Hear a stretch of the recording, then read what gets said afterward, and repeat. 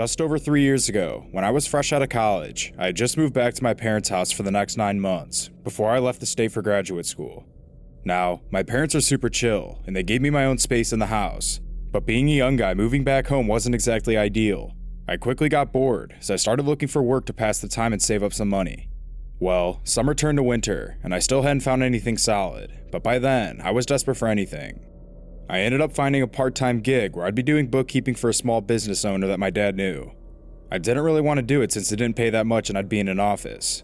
But again, since my parents lived in the middle of nowhere surrounded by hundreds of acres of farms, I knew I had limited local opportunities to make some under-the-table cash. About the same time I started that job, a friend of mine in the city said that if I just paid him $200 a month and helped clean up, he'd basically let me crash in his living room until I was ready to move out of state. The company I began working for was a construction-type business, so my main task was to basically handle the accounting for all the money going in and out of the business. It was a close-knit type thing where everyone knew everyone, and the office only opened on days when someone was coming by. The old building where I worked was about 90 years old and at the top of a little hill. The downstairs used to be an old country bar until the 1970s, when the family business bought it cheap, cleared out the bar, and fenced in the property to use its parking lot area to store all their rental and equipment gear. I could generally come and go as I pleased, and work any hours I wanted as long as the work got done. If things were slow and there weren't any rentals for a couple days, I'd usually go in at 8 p.m. and stay until midnight or 1, since I knew I'd be alone. It had its perks, since I could listen to music and take my time. My office was on the second floor of the building above the old bar, and it looked out onto the long driveway. From my seat, I could easily see out the window, and once or twice saw a family of deer or raccoons scamper by. I always glanced out when I saw movement since it was very noticeable. It was incredibly remote, very still and quiet, so if something unusual occurred or something felt off, I definitely noticed it. One night during winter, it had snowed a few inches, and my dad texted me telling me to stay home. I had an old SUV that wasn't great in the snow, but I really wanted to get out of the house, so I went to work at my usual time around 8 p.m. When I'd arrive, I'd always leave the gates open at the bottom of the hill. Believe me, I was literally in the middle of nowhere, so no one would ever show up at night. I think the nearest house was about 3 miles away, so the building sat by itself at the dead end of an isolated road. On this particular night, I was in my second floor office, jamming out to music and drinking coffee. It was a total blizzard outside, so I kept glancing out the window admiring the night. The orangish-colored streetlight reflected onto the ground out front, which made for some great scenery. At one point, around midnight, I went downstairs to use the bathroom, and then came back up and got settled back into my work. As soon as I sat back down, I looked outside and saw a huge imprint of something in the fresh snow just below the light. It seemed like it must have been a huge animal that rolled around on its back. Since I didn't notice it just 15 minutes before, it had to have happened while I was in the bathroom, since I would have seen that type of movement for sure. I shook it off and assumed a bear or maybe even a farm animal had gotten loose, which wasn't an uncommon thing given the area. At around 2 in the morning, I packed up my stuff and went outside. I did my usual routine, where I got out of my car to lock the gate up.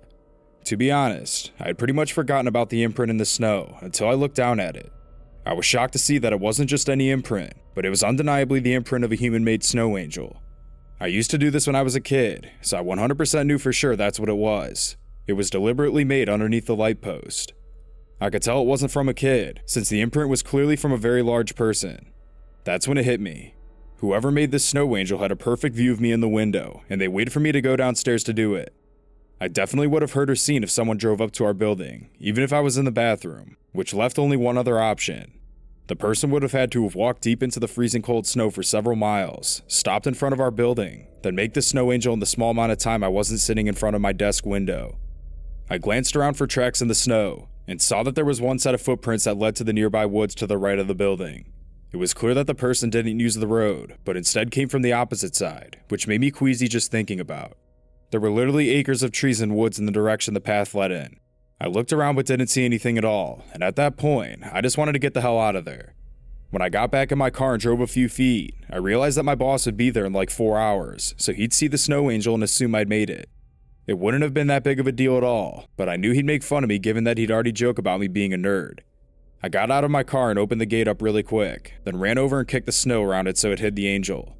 I was extremely insecure at the time, so it helped calm my nerves. As I walked back to the gate to lock it up, I continued trying to find the logical reason why the imprint was there. I honestly didn't have a good answer, which was still unsettling. The imprint was made 2 hours earlier, and the person was probably long gone by now, but that's when I heard it. When I was getting into my SUV, there was the loudest high-pitched laughing coming from the woods.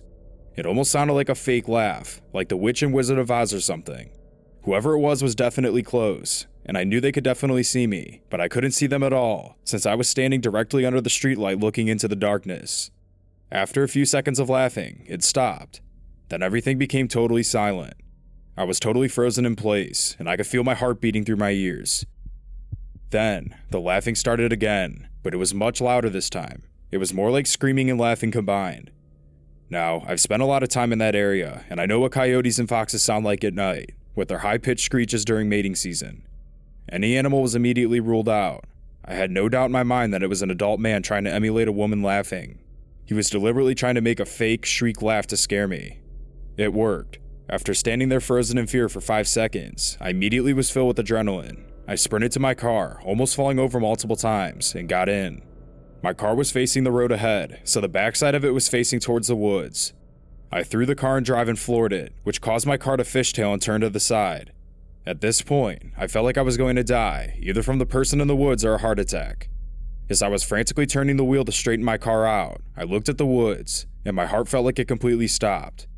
Standing behind my car, maybe 10 yards away, was a bearded man holding a cardboard box. By some miracle, I straightened out my car and got out of there. After almost sliding off the road multiple times, I made it back home.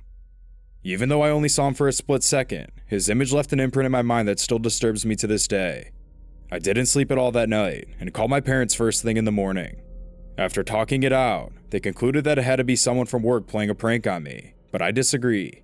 My coworkers are not the type of people to prank each other. They were all very serious people in general. I didn't have any close friends left in that area that would do this, and if they did, they would certainly have brought it up to me by now. I found out later that the nearest house was a super old couple, so I highly doubt that it was one of them, which means whoever it was went out in the woods at night in the freezing cold to do this. When I brought it up to my boss, he reviewed the one security camera we have facing the front lot, and sure enough, parts of the encounter were caught on camera. The worst part about it is that he was seen walking towards the main door, right around the time I went downstairs to use the bathroom. Whether he actually entered the building or not is unknown, but the door was unlocked, so he definitely could have. The thought of that person not only stalking me for hours in the middle of the night, but also being inside the building with me while I thought I was there alone terrifies me. To this day, we have no idea as to who it was or what their intentions were, but I'm seriously lucky to have made it out of there in time.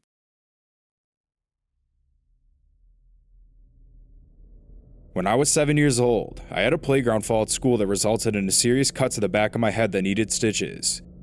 A few weeks later, my dad took me back to the doctors to have them removed. I was very brave and sat very still for the doctor, so, as a reward, my dad bought me ice cream and took me to the beach for a paddle. It was a very small Australian town, and the beach was quite secluded. Even though it was the middle of summer, there were only a handful of slightly older children swimming. It was a known spot for kids and teenagers to hang out with their parents. When we got there, my dad walked me down to the water's edge and sternly warned me to stay in the shallow water and not go in any deeper than my knees. He had to use the restroom, so he told me he'd be right back and walked towards the pavilion. I know it sounds like he wasn't the most vigilant, but he was a good father. He was often quite absent-minded and sometimes irresponsible, which drove my mom insane. As I got in the water, I spotted an older boy, maybe 11 or 12 years old. He was paddling around a few meters away, but slowly came in closer to the shore, leaving the other children. As he approached, he called out to me. I remembered he had blonde hair and was smiling brightly. He asked me what my name was, and we struck up a typical childlike conversation. As we chatted, I quickly began filling him in on all the important details about my trip to the doctors earlier that morning, emphasizing that I had been very brave to impress him. My story seemed to amuse him, and he told me I should come out and swim a little deeper. I explained that I wasn't allowed in past my knees until my dad came back, because I couldn't swim very well yet and I'd get in trouble. He assured me that I couldn't possibly get into trouble if he was teaching me how to swim, and besides, my dad wouldn't see because he was gone. When I was still hesitant, he added, "Are you scared? I thought you were brave." I followed him out until my feet couldn't touch the bottom, and he immediately challenged me to a breath-holding contest underwater. It started off in a playful manner, until he started freaking me out. After the third or fourth round, I told him I needed a break, since I was out of breath and could barely swim. For some reason, he became upset hearing that, and heavily insisted that we should continue. I told him no, and that I had to get out of the water. Right as I said that, he forced my head underwater. I tried fighting him, but it was hard, given that he was twice my age and size. I know people will say I most likely exaggerated or confused myself because I was a kid at the time, but I remember this like it was yesterday. He had me underwater for at least a minute, until I managed to get my head up to take a deep breath, before being forced back under again. As my head came up for that split second, he was laughing hysterically and had a crazed look in his eyes. Probably only moments before I lost consciousness, the boy abruptly let go, and my dad lifted me out of the water. I can still see the look of bewilderment mixed with fear and rage on my dad's face. Then, for what seemed like a very long time, he patted my back while I screamed, sobbed, and coughed over his shoulder. By the time I had settled and my father satisfied that I was okay, the boy and the other kids were long gone. My dad still went driving around looking for them, but we lost them. Had that kid stuck around, I'm quite certain my dad would have killed him. Looking back now, I realized he had taken me out willingly, so the other kids wouldn't know what he was doing. Drowning an unattended young child really is the perfect crime since you could very easily pass it off as an accident. My parents and I never found out who that boy was, but I can say with complete certainty that he wanted to drown me. If it wasn't for my dad, I guarantee I wouldn't be telling this story.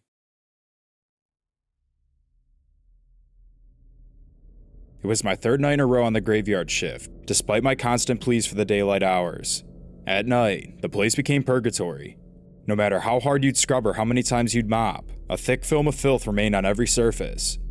I would go hours without seeing a single car drive past. I often questioned if the rapture happened, and I was the only one left.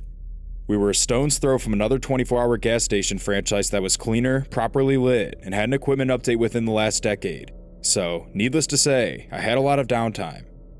It was midnight, and I had 6.5 hours to kill. I was up front reading a book and doing my best not to look at the clock. As I would soon learn, I was being irresponsibly unaware of what was going on around me. Out of the corner of my eye, I saw a brown, wood panel station wagon pull up to a pump. 2 men exited the car and walked inside. One looked older. He was wearing a leather jacket that was the same shade of brown as his vehicle. The younger guy was close to my age. He wore a faded car hat coat and work boots. Both were covered in a layer of dirt or dust, suggesting recent manual labor. I greeted them and asked what I could help them with. They told me they weren't interested in buying anything, but they stopped to make sure everything was okay. I was appreciative, but also visibly confused. The younger man asked me, "Did you know you're being watched?" as he subtly gestured outside. Sure enough, I saw the dark outline of a man standing completely motionless near a streetlight. None of his features were visible, but I could tell he was staring directly at us. The older man said they had been driving by 45 minutes earlier and almost hit him because he was standing in the middle of the road.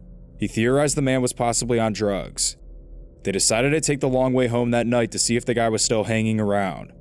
Mind you, this was 45 minutes after they almost ran the guy over, making me wonder if he'd been watching me the whole night. I looked outside again to find he hadn't moved a muscle. He was positioned on the border of the streetlight's illumination. I noticed his jaw was moving, and it looked like he was talking to himself. I asked the younger man to lock the deadbolt on the front door, which was my only line of defense in this situation. They both agreed to wait with me inside the store while I contacted the police. Until that moment, I maintained composure, trying to not make it obvious that I felt extremely vulnerable. Here I was, at the mercy of 3 complete strangers, hoping the 2 I had in front of me were genuinely there to help. When the dispatch operator confirmed they had units on the way, I felt safe enough to end the call. I thanked the 2 men profusely and they walked out the door. After pausing for a moment, they turned around and came back inside. The younger one plainly stated, "Lock the door, he's coming this way." He immediately ducked back out of the door so I could lock myself in as he went outside. As I flipped the deadbolt into position, I could see the dark figure moving towards the building at an intention pace, making it across the parking lot in about 10 strides. He tried opening the door, but found it wouldn't budge.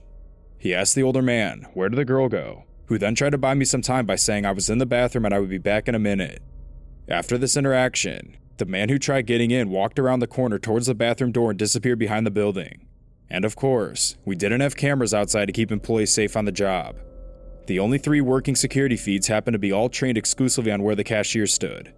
It was at this point when the real fear began to set in, and I lost control of my composure. The unknown man who'd apparently been watching me for close to an hour was now waiting for me to exit the bathroom he thought I was in. I started to hyperventilate as thoughts about his motivations flooded my head. I peeked out of the window and saw the 2 gentlemen exchanging glances and muted discussion of how to proceed from there. Thankfully, a local police SUV tore down the street and into the parking lot of the building next door, turning on his flashers and quickly coming to a stop. As soon as I was absolutely sure the man was gone, I sat on the curb outside sucking every last drop of nicotine out of my cigarette I held in my trembling hand. As if I telepathically summoned her, my phone rang. It was my best friend. She tried calming me down, but all I could respond with was, "Get here now." 20 minutes later, all of my roommates showed up in a pickup truck and stayed with me long enough to feel comfortable again. As anticlimactic as it ended, it could have definitely been a lot worse. I don't even like to think about what could have happened, all because I wasn't paying attention. I'll never know the true will of that dark figure under the streetlight, and maybe that's for the best. I don't think I could easily get past knowing what could have lied in store for me, and I wish I could have gotten one of the gentlemen's contact information so I could have thanked them.